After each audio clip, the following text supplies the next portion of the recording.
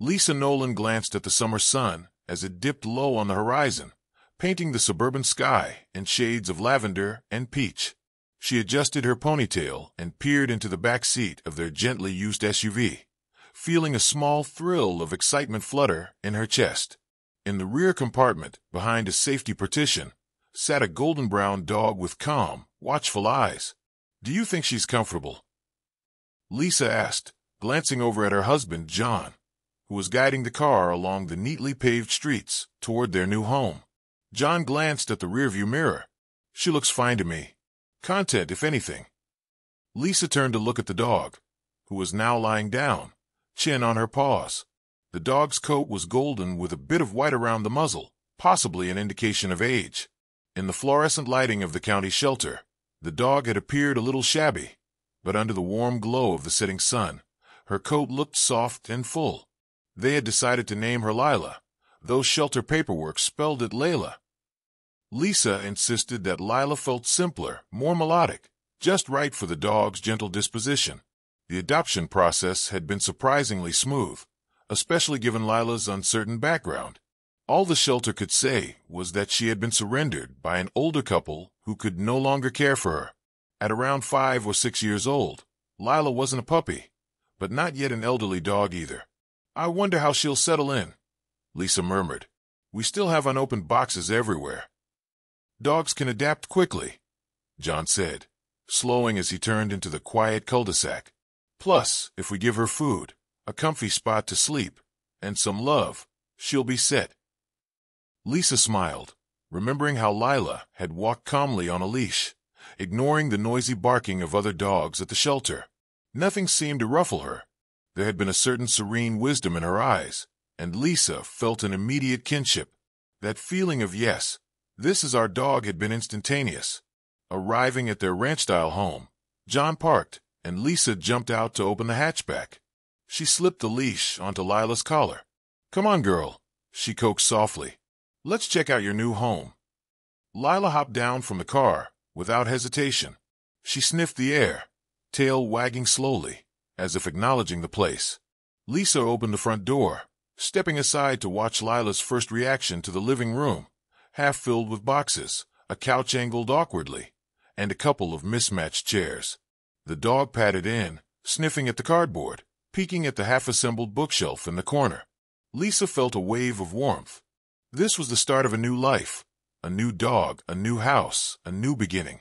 She and John were newlyweds by most standards, married just a year ago, and though they had big dreams for the future, they wanted to begin by opening their hearts to a dog who needed them.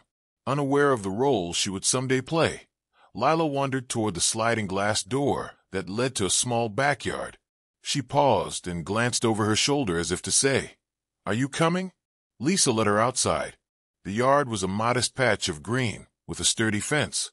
Lila took her time inspecting every corner, occasionally lifting her head to scent the breeze. A short while later, Lisa prepared a bowl of kibble and fresh water, placing it in the kitchen by the back door. She and John agreed to give Lila time to adjust. As night descended, Lila curled up on an old blanket in the living room. From the corner of her eye, Lisa watched the dog's slow, steady breathing, feeling an inexplicable sense of rightness. She didn't know it yet, but Lila had come to them with a destiny that went beyond companionship. A quiet guardian spirit now walked within their home. That first night, Lila slept peacefully. No growls, no barks, just a comfortable presence that hinted at deeper mysteries Lisa and John would only discover much later. As the months passed, Lisa and John settled into a rhythmic new life. John worked full-time as an accountant at a mid-level financial firm, leaving the house before 8 a.m. each weekday. Lisa worked part-time from home as a graphic designer. The arrangement let her handle most day-to-day errands and keep Lila company throughout the day. From the beginning, Lila was a calm and well-mannered dog. She seldom barked, seemed content with short daily walks, and never fussed when Lisa left to run errands, although her gentle tail-thumping greeting upon Lisa's return always melted Lisa's heart. It was during one of these slow days that a thought which had been quietly forming in Lisa's mind blossomed. "I want a baby." The idea had crossed her mind before, but it had always been a distant dream, something to consider after traveling or upgrading their house. But here she was, happy in the new home with a stable routine, and an overwhelming desire for a child began to take root. She brought it up one Friday evening, as she and John relaxed on the couch. Lila lay at their feet, dozing. "John," Lisa began tentatively, "I've been thinking. Maybe we should start a family. Like, seriously start trying." He set aside the TV remote, giving her his full attention. A grin slowly spread across his face. "I've been thinking about that too," he admitted. "I just wasn't sure if you were ready." Lisa leaned against him, comforted by his warmth. "I think I am. I mean, it's scary, but it feels right." John wrapped an arm around her, pressing a kiss to her temple. "We'll figure it out together." In the weeks that followed, Lisa and John embarked on the emotional journey of preparing for a baby. Lila stood by through every triumph and disappointment, wagging her tail whenever Lisa needed a lift after yet another negative pregnancy test. Finally, on a crisp morning in late autumn, Lisa emerged from the bathroom with tears of amazement in her eyes, clutching a positive test. "John," she whispered, voice trembling, "we're pregnant." He pulled her into his arms, both of them laughing, crying, and half-dazed by the sudden reality that their lives were about to transform. Lila sensed the excitement. She hopped up, placing her paws gently on John's lap, as if joining the family hug. Lisa swore she saw a spark in Lila's warm brown eyes, as though the dog understood the significance of this new beginning. The pregnancy progressed relatively smoothly. Morning sickness took its toll for a few weeks, but Lila often stayed near Lisa when she wasn't feeling well, resting her head on Lisa's knee or simply lying at her feet. As Lisa's belly grew, Lila became more attentive, even protective, following Lisa from room to room. "There's definitely something special about her," Lisa confided in her best friend Sharon. "It's like she knows I'm carrying something precious." Sharon laughed. "Dogs are incredible like that. She'll probably be your best babysitter someday." Little did they know how prophetic those words would turn out to be. Time seemed to accelerate in the last trimester. Before they knew it, Lisa and John found themselves in the frantic rush of final preparations. They transformed the guest room into a bright, cheerful nursery with yellow and mint-green walls, a wooden crib, and a soft rocking chair. Lila often patted in, sniffing around as they rearranged furniture, wagging her tail when Lisa sat in the rocker to rest. Finally, the day arrived, or rather night. Lisa woke around 3 a.m. with a dull ache that quickly progressed to full labor. She clutched John's shoulder, her voice shaking. "We need to go to the hospital." John scrambled out of bed, stubbing his toe on the nightstand in his rush to get dressed. By 4:30 a.m., they were in the hospital's maternity ward. The next 12 hours were a mixture of pain, adrenaline, and raw emotion. At 4:17 p.m., baby Jacob let out his first wail. Lisa felt a surge of love, so powerful it brought her to tears. She clutched her newborn son, overwhelmed by how perfect he was. Tiny hands, bright eyes, a determined little cry. John stood by, eyes wet with tears, gently touching Jacob's head. They returned home 2 days later, worn out yet elated. Lila met them at the door, tail wagging double time, her entire body wiggling in excitement. As Lisa lowered the baby carrier, Lila sniffed at the tiny occupant, stepping back carefully. Lisa caught her breath, hoping Lila wouldn't be anxious or jumpy around the newborn. Instead, Lila pressed her nose gently against Jacob's foot, then licked it once, tail swishing. It was a delicate, almost reverential greeting. Lisa's heart melted. Over the next few days, Lila stayed close. She'd watch from a respectful distance as Lisa nursed Jacob in the rocking chair.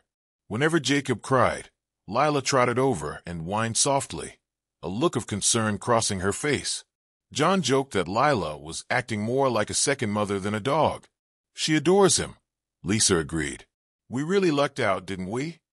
Weeks slipped by in a sleepless haze of midnight feedings and diaper changes, but Lila's devotion never wavered.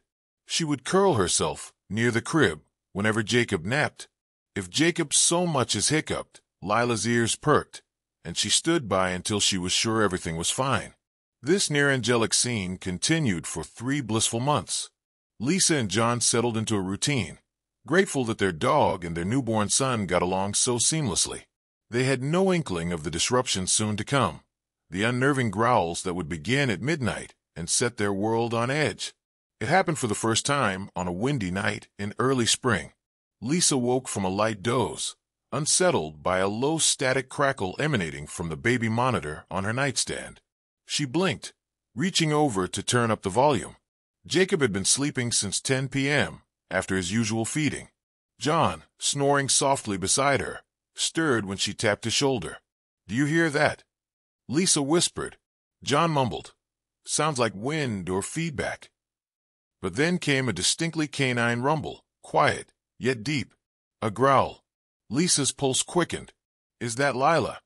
She slipped out of bed, her hair in a messy bun, and padded down the hall toward the nursery. The corridor felt strangely cold, the wind outside rattling the windows. She peered into the nursery, flicking on a soft lamp. There was Lila, standing close to the crib, her tail lowered, her ears angled back. Her lips were parted just enough to emit a low, continuous growl. Lisa froze, heart pounding. Jacob was asleep, oblivious to the tension.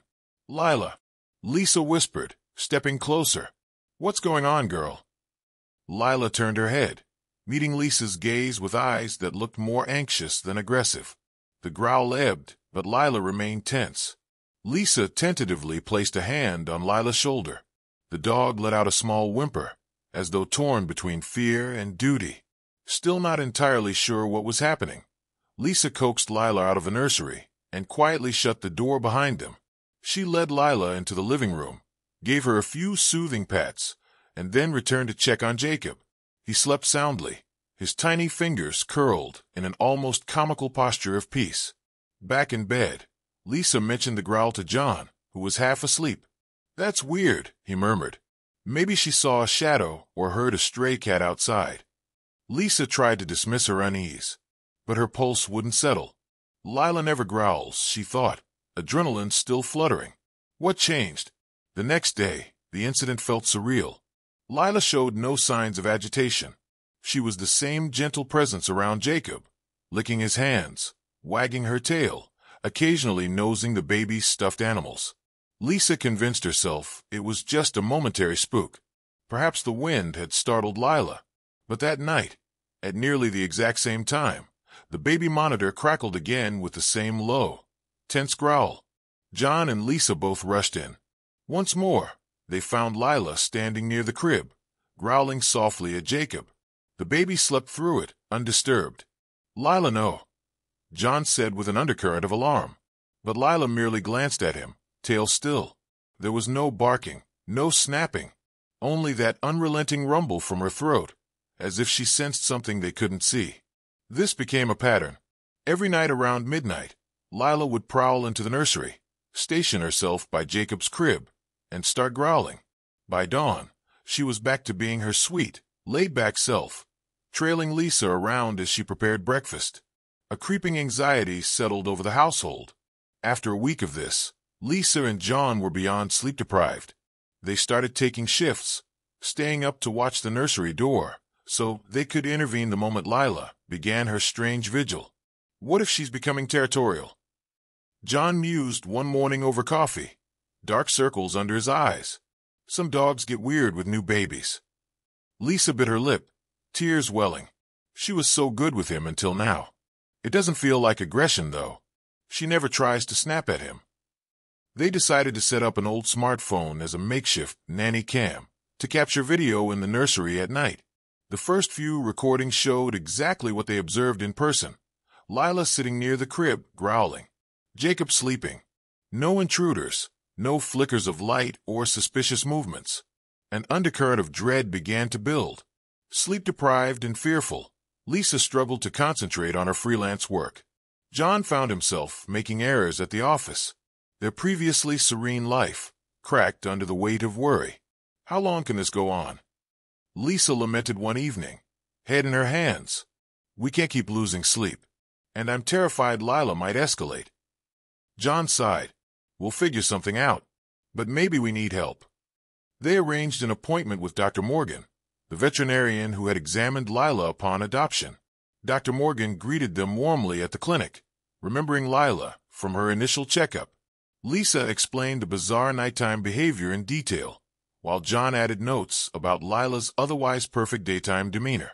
All the while, Jacob dozed in a stroller, and Lila sat calmly by Lisa's legs. "Well," Dr. Morgan said after a thorough exam, "she's healthy.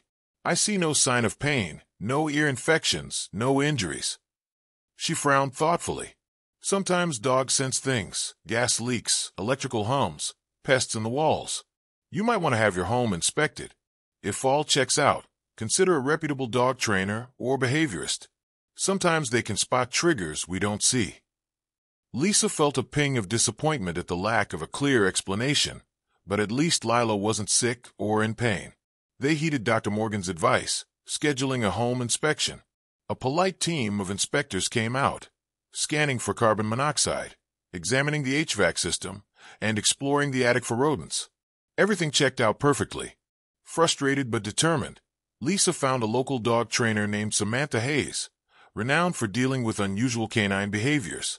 Samantha arrived one afternoon, a lanky woman in her 30s with keen eyes.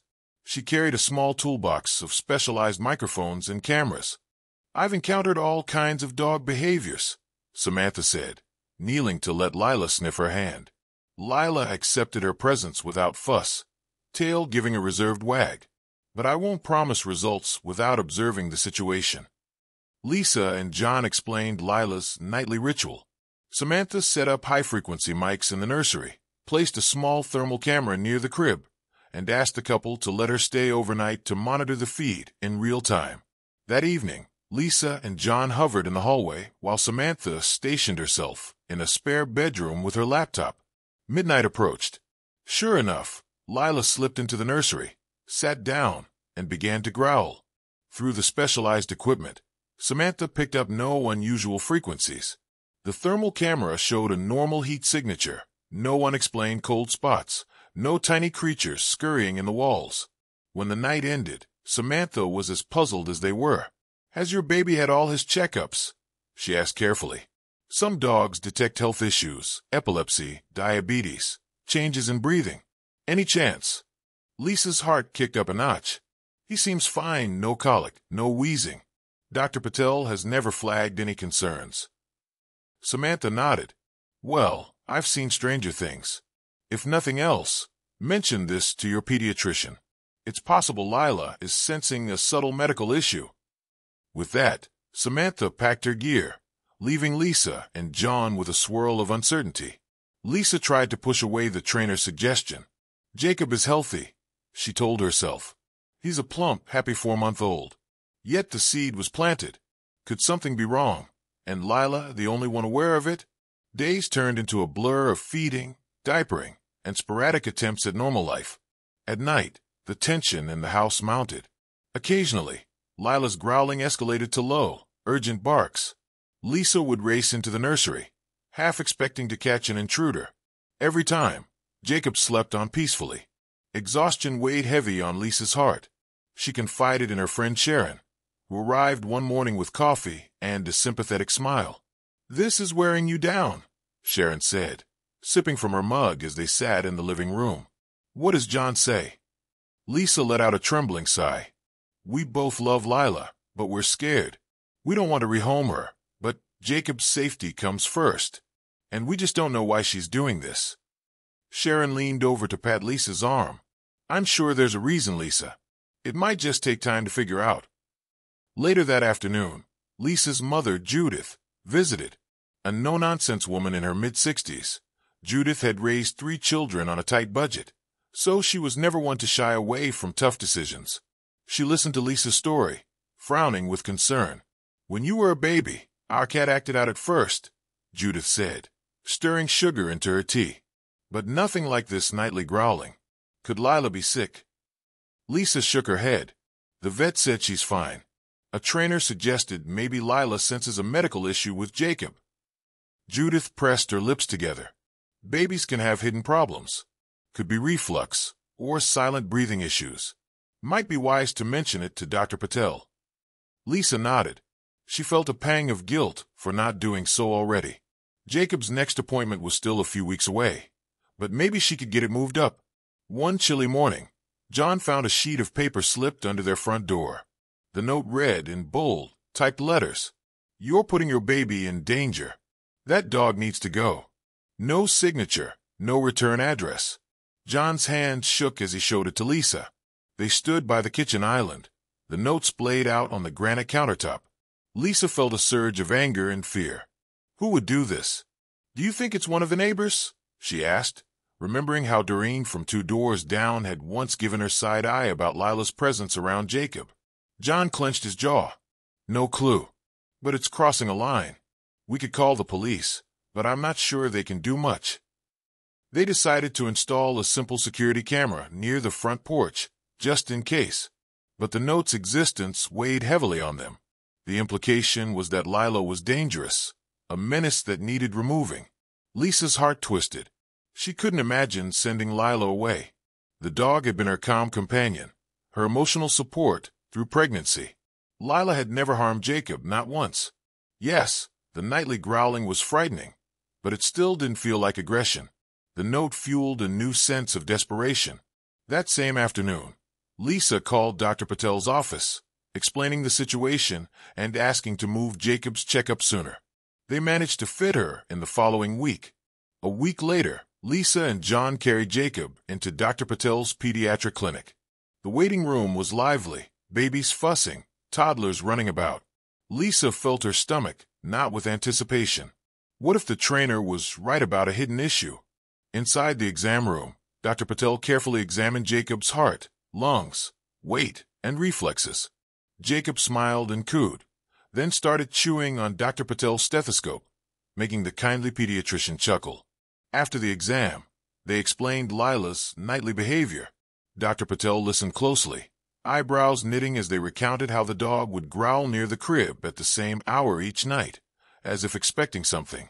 "Jacob appears perfectly healthy at a glance," Dr. Patel said.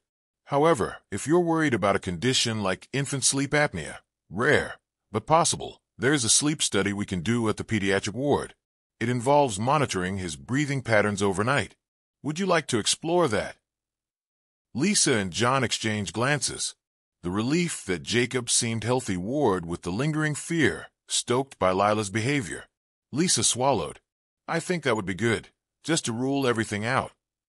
Dr. Patel nodded, making some notes. It might be nothing, but better safe than sorry. They left the clinic with mixed emotions.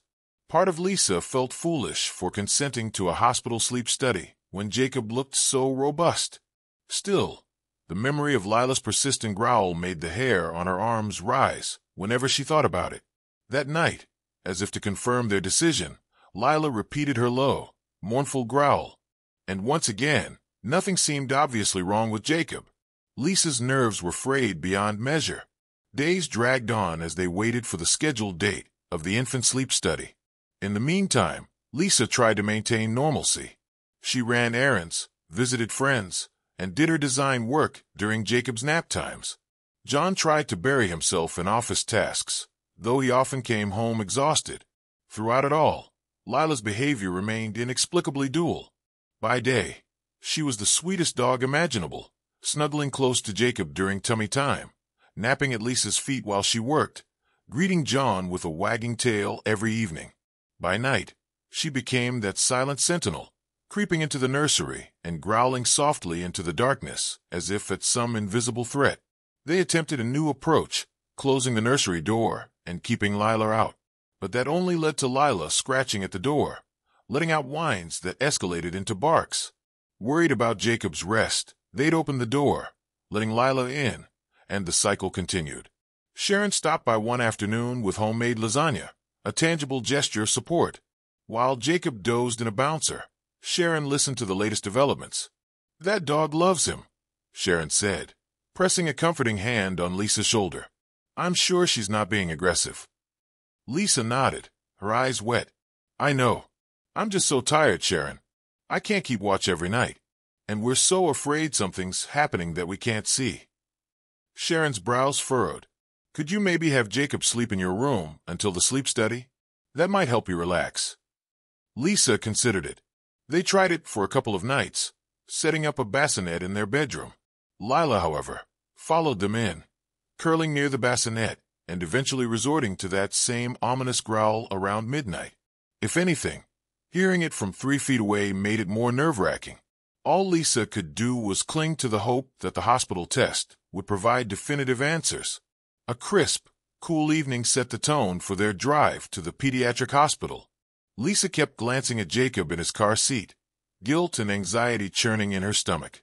She hated the idea of hooking him up to wires and sensors, but if it finally explained Lila's behavior, it would be worth it.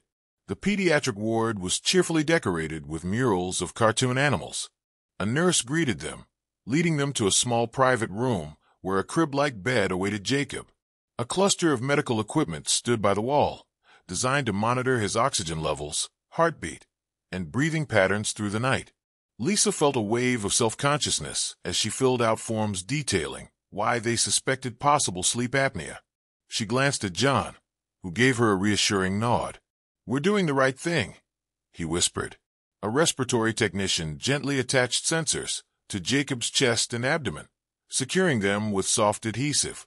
Jacob fussed a bit, but soon calmed, eyes drooping from the sedation of his usual bedtime routine. Lisa tucked him in, leaning over to kiss his forehead. They turned off the overhead lights, leaving only a dim night lamp. Lisa pulled a chair close to the crib, ready to sit vigil. John paced near the door, occasionally stretching his legs. Hours ticked by quietly. The soft beep of medical monitors and the hush of hallway activity were the only sounds. At around 2 in the morning, Lisa jerked awake from a light doze to the faint sound of a nurse's footsteps. She saw the nurse checking a monitor, concern etched across her face. "What's happening?" Lisa asked, heart pounding. The nurse pointed to the digital readout. "His breathing got very shallow for about 15 seconds, she said in a whisper. "He started again on his own, so we'll keep monitoring. It might be nothing, but that's a possible episode of sleep apnea." Lisa's mind spun. So it's not just in Lila's imagination. By morning, the results were conclusive enough for Dr. Patel to confirm that Jacob exhibited episodes consistent with infant sleep apnea, a condition where he occasionally stopped or drastically slowed his breathing. Many babies outgrew it, but it could be life-threatening if a pause went on too long. "We'd like you to use a special baby monitor at home," Dr. Patel said gently. "It checks oxygen saturation and heart rate. If he stops breathing, the alarm will alert you." Lisa and John were stunned. It was a relief to have an explanation, but also terrifying to realize how close Jacob had come to danger on any given night. A memory of Lila's nightly growling washed over Lisa. She knew. She was warning us. She shivered at the thought of what could have happened had Lila not forced them to pay attention. Armed with a new high-tech baby monitor, Lisa and John drove home with Jacob. Emotions churned. Relief that they finally had an answer. Fear for what lay ahead.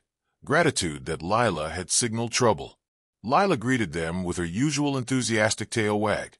Lisa knelt, pressing her forehead to the dog's head, tears brimming. "Thank you," she whispered, voice shaking. "Thank you for saving him." John stood behind her, rubbing Lila's back. "We almost," he trailed off, remembering they had discussed rehoming her, even though it broke their hearts. The guilt felt overwhelming. That night, they attached the new monitor to Jacob, an adhesive sensor for his foot, with leads to a small device that beeped if his oxygen or heart rate dipped below a safe threshold. They put him to bed in the crib, leaving the device's base unit on a nearby table. Sure enough, around midnight, Lila slipped into the nursery. Lisa and John, now wide awake, watched from the hallway. Lila sniffed the air near Jacob's crib. Then, as if detecting the slightest change, she growled. Almost instantly, the new monitor's alarm started beeping. Jacob's oxygen level dropped. Lisa rushed forward, gently lifting him and stimulating him to take a deeper breath. Within moments, his oxygen rose, and the alarm quieted. Tears streamed down Lisa's face. Without the alarm or Lila's growl, Jacob might have gone longer without breathing. That realization made her knees weak. Lila whined softly, glancing at Jacob as though checking he was all right. Then, tail wagging a bit, She padded out of the room. Her job was done, at least for the moment. Lisa held Jacob close, kissing his warm cheek. John wrapped an arm around them both. The nursery felt simultaneously like a place of safety and the site of a near tragedy. But for the first time in weeks, they felt a sense of hope. With the new monitor and Lila's instinct, they could catch these apnea episodes before they became catastrophic. Lisa silently thanked whatever cosmic twist of fate had led them to adopt Lila. She wasn't just a family pet. She was Jacob's guardian angel. News of the discovery spread among friends and neighbors, many of whom had been quietly discussing Lila's odd behavior. Lisa found unexpected support from people who had initially criticized them for keeping a dog that growled a newborn. Sharon, wide-eyed, listened to the story of the sleep study. "Oh my goodness, Lisa. So that's what Lila was sensing all along." Lisa nodded. "Yeah, I feel so guilty that I ever doubted her." Even Doreen, the previously standoffish neighbor, approached Lisa on the sidewalk while she pushed Jacob in his stroller. Doreen's expression was sheepish, almost apologetic. I heard about what your dog did. I'm sorry I was so harsh before. I had no clue she was saving him." Lisa took a breath, remembering the tension. "It's okay. We didn't know what was going on either. But Lila's a hero." She offered a small smile, and Doreen reciprocated, nodding. "She sure is. If you ever need anything, just let me know." Lisa felt some of the weight lift. The neighborhood seemed to rally around them. A few people even dropped off little gifts, more baby blankets, or small treats for Lila.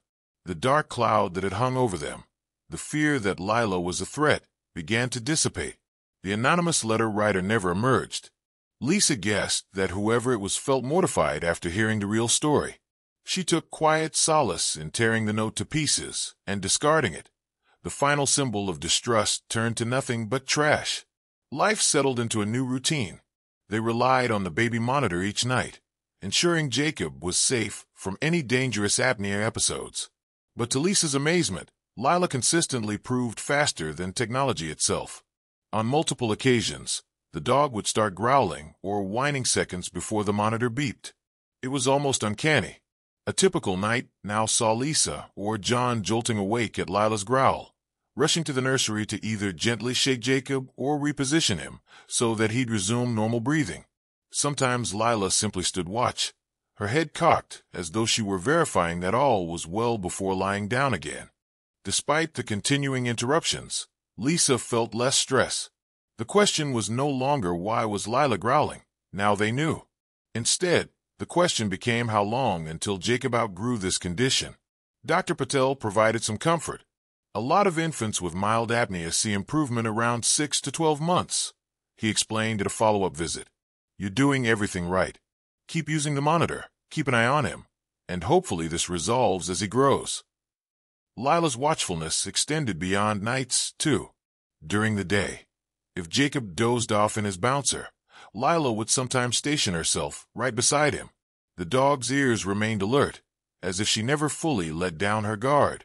John, struck by gratitude, began taking Lila on longer walks through a nearby park in the mornings.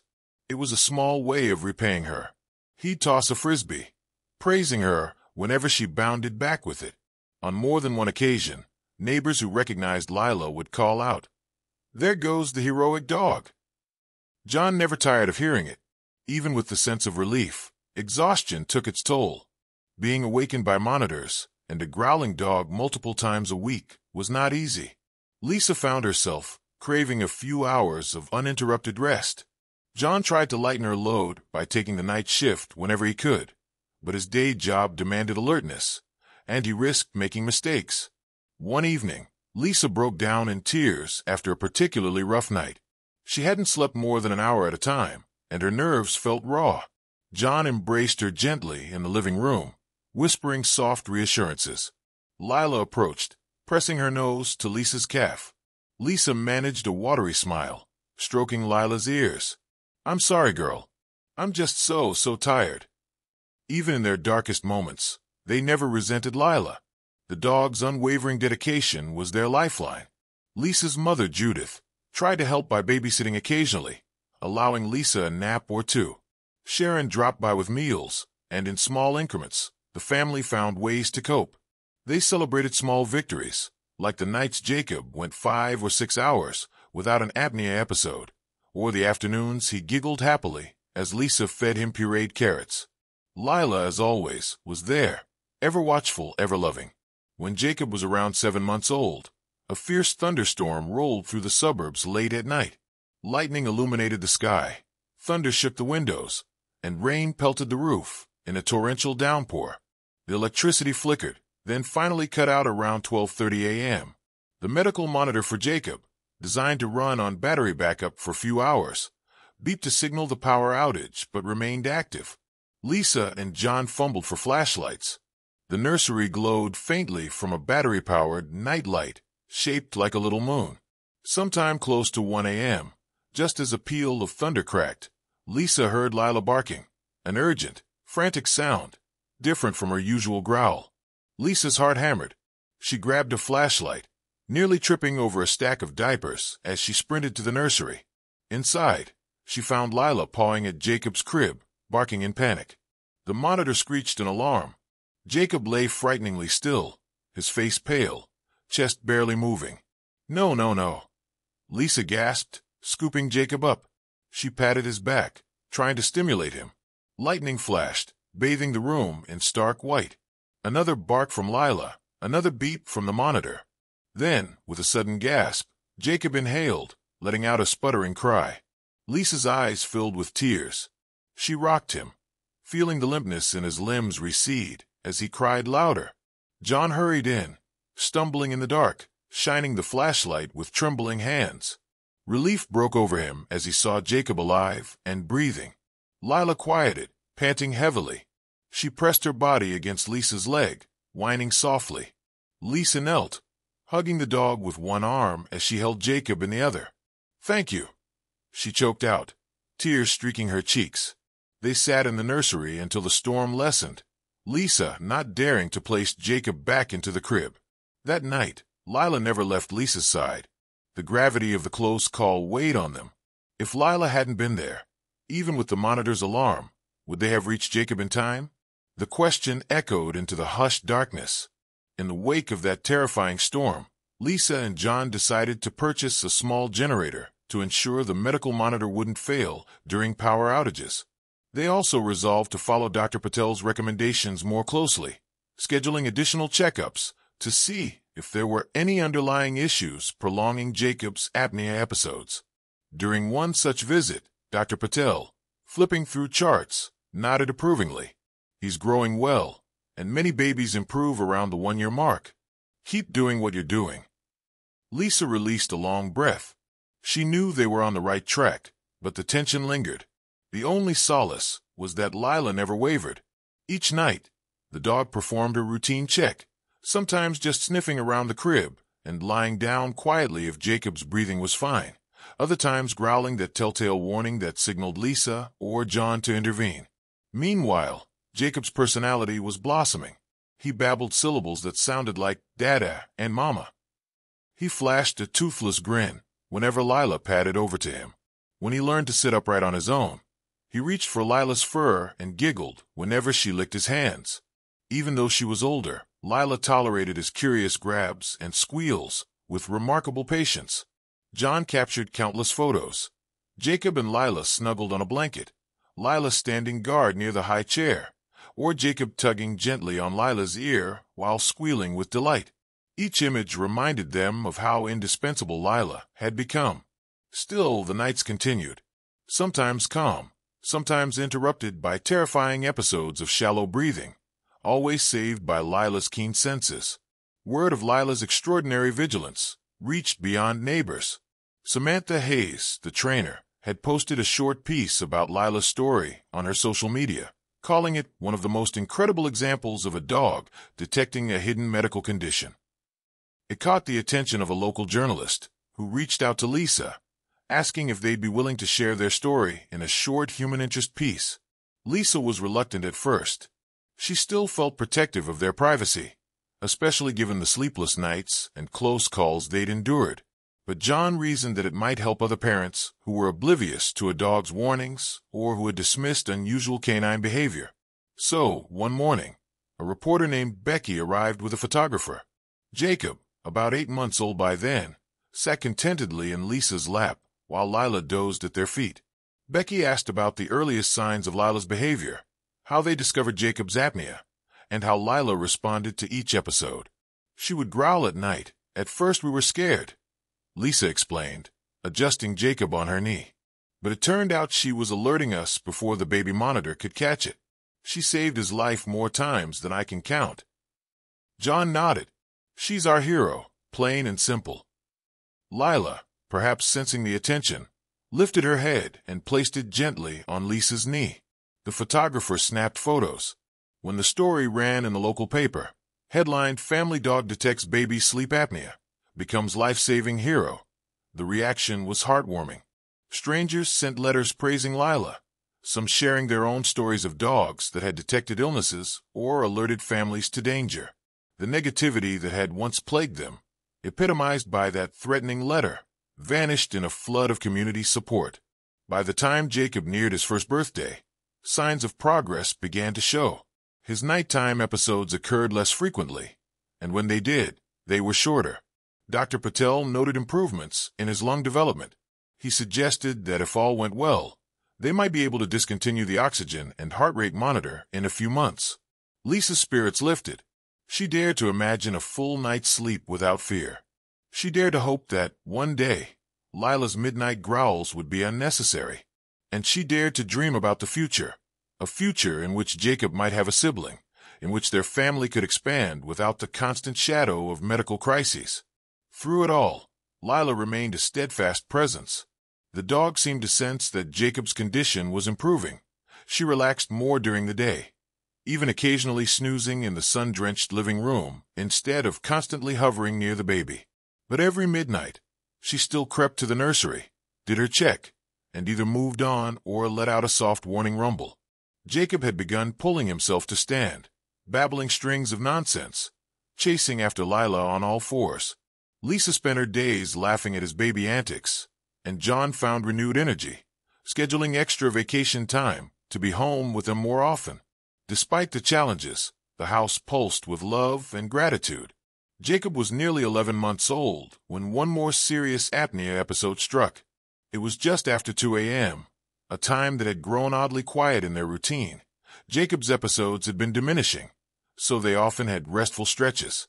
But that night, Lisa and John woke to a frantic growl, stronger and more persistent than they had heard in weeks. Lila's nails clicked on the hallway floor as she dashed back and forth, barking. John jumped out of bed first, with Lisa right behind. They flicked the hallway light on, heartbeats thundering in their ears. The medical monitor in the nursery let out a high-pitched screech. They found Jacob lying still, lips tinged blue, chest barely fluttering. Lisa seized him, calling his name. John dialed 911, voice shaking. Time seemed to slow as Lisa blew a puff of air near Jacob's nose, lightly stimulating him. Finally, he gasped, eyes flying open in startled confusion. By the time paramedics arrived, Jacob was breathing, though his sobs sounded weak. They rushed him to the pediatric hospital for observation. Lila tried to follow them out the door, whimpering. John gently held her back. During the frantic ride in the ambulance, Lisa's mind replayed the moment Lila had alerted them. Once again, the dog was the difference between life and tragedy. At the hospital, doctors stabilized Jacob, explaining it was a more pronounced apnea event, but still in line with the condition they'd been managing. After several hours of monitoring, Jacob seemed to recover, and the oxygen levels returned to normal. Lisa and John, both drained, stayed by Jacob's bedside through the night. In the early morning, they were cleared to go home, armed with a reminder of how fragile life could be. They returned to find Lila pacing, anxious. The moment they stepped inside with Jacob, Lila pressed her muzzle against him gently. The dog let out a small whine, as if to ask, "Is he okay?" Lisa patted her head, tears slipping down her cheeks. "He's going to be okay, thanks to you." In the weeks after that final scare, Jacob's apnea episodes tapered off significantly. Dr. Patel, measuring every breath and growth milestone, announced that Jacob was indeed outgrowing the condition. By his first birthday, the episodes were sparse, maybe once or twice a week, and less severe. Slowly, life began to normalize.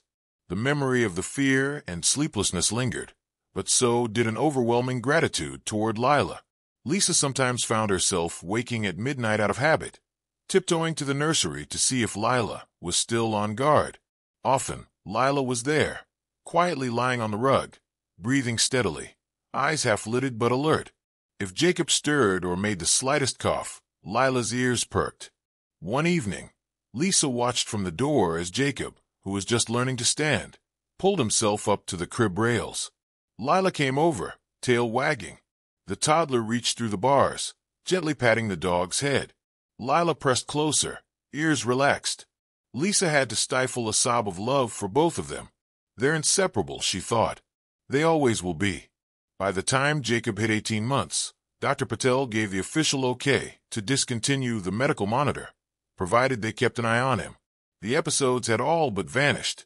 He was a sturdy, active toddler, babbling and waddling through the house in pursuit of Lila, who took it all in good stride. John and Lisa felt an almost surreal sense of freedom. They had lived under constant vigilance for so many months that letting go of the monitor felt both exhilarating and terrifying. But as the days turned to weeks with no relapse, relief blossomed. They could finally rest, without the shadow of emergency looming over every night. Lila, however, seemed to keep her habit of checking the nursery. Sometimes, out of an old pattern, she'd wander in near midnight, sniff at the crib, and then wander back out. No growl, no alarm. It was as though she'd done her job and found her baby safe. Neighbors who saw the family in the yard often asked about Lila, praising her heroics. Some recommended Lisa enter Lila in dog talent shows or therapy programs. Lisa would laugh softly, explaining that Lila was content just being the protective family dog. They never did figure out how Lila had honed such an acute ability to sense Jacob's breathing lapses. Whether it was subtle changes in smell, body chemistry, or a 1,000-year canine instinct, it remained a beautiful mystery. Jacob was 2 years old when Lisa threw a small backyard party to celebrate how far he and the whole family had come. John grilled burgers, Sharon brought a layered chocolate cake, and a few neighbors gathered to chat under the mild afternoon sun. Jacob toddled around, squealing at the bright balloons that Sharon had tied to the fence. Lila trotted through the grass, occasionally checking on Jacob, as if remembering her old duty. Now that Jacob was older, she sometimes joined him in playful chases. If he fell, Lila would stand by, tail wagging, until Lisa or John lifted him. During the party, one neighbor praised Lila's devotion. Lisa smiled, stroking Lila's fur. She never left his side, she said, and she still doesn't. Judith, Lisa's mother, sat in a lawn chair, watching her grandson push a toy truck across the grass. She turned to Lisa. I never thought a dog could be such a guardian. She proved me wrong. Lisa nodded, emotion tightening her throat. I can't imagine life without her. All those nights, she was his lifeline. In a quieter moment, Lisa found herself alone in the kitchen, cutting more slices of cake. She paused, letting her gaze wander out the window. Lila was outside, nuzzling Jacob's cheek as he giggled.